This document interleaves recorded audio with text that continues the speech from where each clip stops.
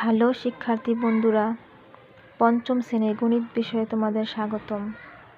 আজকে আমি তোমাদের সাথে শেয়ার করব পঞ্চম শ্রেণীর গণিতের দ্বিতীয় অধ্যায়, পৃষ্ঠা 7,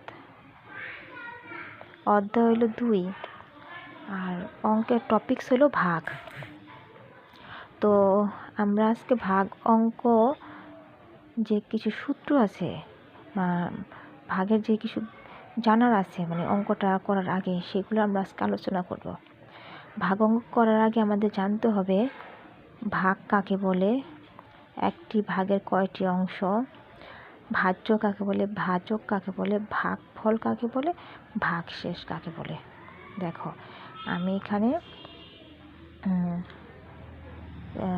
অলরেডি লিখে রেখেছি, তোমরা একটু দেখে নাও। ভাগ কাকে বলে? যে প্রক্রিয়ায় একটি সংখ্যার মধ্যে অন্য একটি সংখ্যা কতবার আছে তা নির্ণয় করতে পারি, তাকে ভাগ বলে।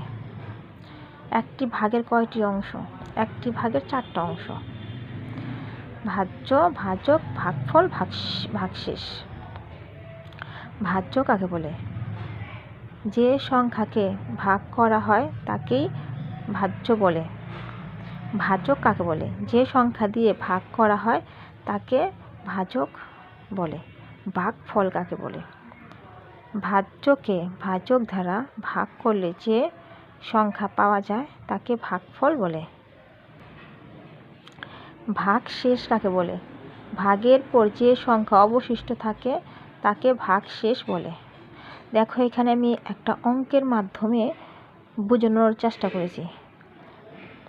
15 দিয়ে যদি আমরা 25 ভাগ করি, সেক্ষেত্রে 15 হবে ভাজ্য, 25 হবে ভাজক। আর 15 25-এর মধ্যে একবার যায়, 15 অক্ষে 15, উপরে ওই 1 হয়েছে, একবার গিয়েছে, এর জন্য 1 লিখেছি, 1 হয়েছে ভাগফল। তারপর এখানে 15 থেকে 25 আবার বিয়োগ করলে 10 আসে, আর এই 10ই হলো ভাগশেষ। আচ্ছা, আশা করি বন্ধুরা তোমরা বুঝতে পেরেছ।